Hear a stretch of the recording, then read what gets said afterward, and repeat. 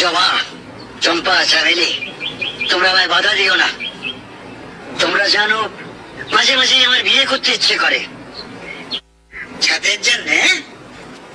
ছাদের জন্য মুঠো ভর্তি করে নুন দে, চিনি দিবি 1 চিমটে। প্রয়াত হলেন নাট্যকার অভিনেতা মনোজ মিত্র। বয়স হয়েছিল ৮৬ বছর। মঙ্গলবার সকাল ৮টা ৫০ কলকাতার একটি হাসপাতালে শেষ নিঃশ্বাস ত্যাগ করেন তিনি। বেশ কয়েক বছর ধরেই বার্ধক্যজনিত অসুস্থতায় ভুগছিলেন মনোজ। মঙ্গলবার সকালে প্রখ্যাত এই নাট্যকারের প্রয়াণের খবরটি জানান তার ভাই তথা সাহিত্যিক অমর মিত্র। হাসপাতাল কর্তৃপক্ষের তরফ থেকে আগেই জানানো হয়েছিল প্রবীণ এই নাট্যকারের হৃদযন্ত্র ঠিকমতো কাজ করছে না। তাছাড়াও রক্তচাপ নিয়ন্ত্রণে নেই, সোডিয়াম পটাশিয়ামের ভারসাম্যহীনতাও দেখা দিয়েছিল।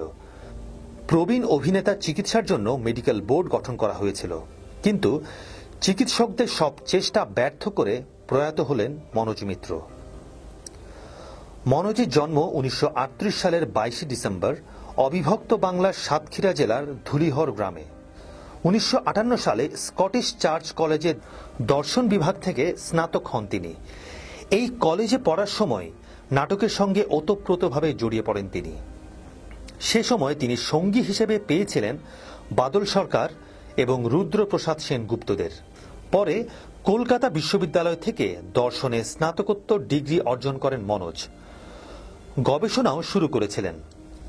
১৯৫৭ সাল থেকেই নাটকে অভিনয় শুরু মনোজের।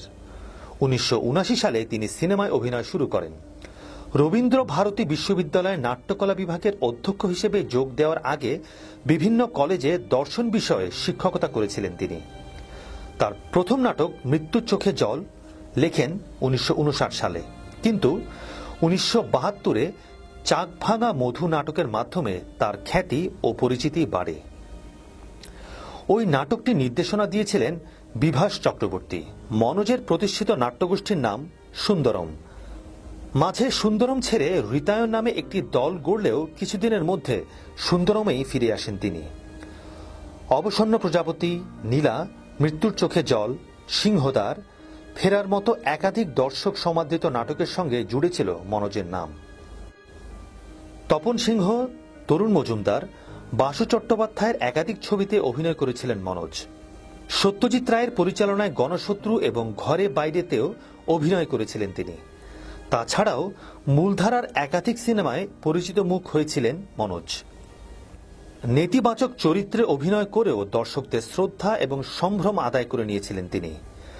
গত সেপ্টেম্বরেও অসুস্থ হয়ে হাসপাতালে ভর্তি হয়েছিলেন মনোজ। সেই সময়ে অভিনেতার মৃত্যুর ভুয়ো খবর ছড়িয়ে পড়েছিল সামাজিক যোগাযোগ মাধ্যমে। অসুস্থতাকে হারিয়ে সুস্থ হয়েও বাড়ি ফিরেছিলেন তিনি। এবারও অসুস্থতাকে পরাস্ত করবেন বলেই আশা ছিল অনুরাগীদের, কিন্তু তা আর হল না। জীবন মঞ্চের পর্দা টেনে দিলেন মনোজ। শুধু মঞ্চেই নয়, চলচ্চিত্রেও খ্যাতি অর্জন করেছিলেন মনোজ মিত্র। বাঞ্চারামের বাগান ছবিতে তার অভিনয় এখনও অনেকের কাছে স্মরণীয়। মনোজের মৃত্যুতে শোক প্রকাশ করেছেন মুখ্যমন্ত্রী মমতা বন্দ্যোপাধ্যায়। হাসপাতাল থেকে মনোজ মিত্রের দেহ প্রথমে নিয়ে যাওয়া হয় তার সল্টলেকের বাড়িতে। তারপর বেশ কিছুটা সময় নাট্য ব্যক্তিত্ব তথা অভিনেতার দেহ শায়িত রাখা হয়েছিল রবীন্দ্র সদনে। তাকে শ্রদ্ধা জানাতে আসেন জগন্নাথ বসু, উর্মিমালা বসু, ব্রাত্য বসু, বিশ্বজিৎ চক্রবর্তী, দেবশঙ্কর হালদার, ইন্দ্রনীল সেন, মেঘনাথ বসু, দুলাল লাহিড়ী, দেবাশিস কুমার, নীল মুখোপাধ্যায় সহ নাট্য ও বিনোদন দুনিয়ার বিশিষ্টজনেরা। চোখের জলে বিদায় দিয়ে মনোজ মিত্রের মেয়ে ময়ূরী মিত্র বলেন, আমি ওনার হাত ধরে থিয়েটারে গিয়েছিলাম, তো সেই হিসেবে হি ওয়াজ মাই টিচার অলসো। আমি আমার ভালো লাগার জন্য কখনো কামনা করিনি যে বাবা তার অসুস্থ শরীর নিয়ে এবং তার ক্রিয়েটিভিটিগুলোকে বাদ দিয়ে বেঁচে থাকুন, কারণ উনি ক্রিয়েটিভ মানুষ ছিলেন। চোখের জল ধরে রাখতে পারেনি অভিনেতা দুলাল লাহিড়ী। তিনি আমার নাট্যগুরু, আমার নাট্য শিক্ষক, চলে গেলেন। মনোজ মিত্র চলে গেলেন। গাছটাই যেখানে মরে গেল আর শিকড়দের কি প্রয়োজন। তবুও নাট্য জগতের ক্ষতি, চলচ্চিত্র জগতে ক্ষতি, অধ্যাপনার জগতে ক্ষতি, হয়তো পুষিয়ে যাবে সবই। মানুষ যাবে, মানুষ আসবে, এটাই প্রকৃতির নিয়ম। ওনার আত্মার শান্তি কামনা করি।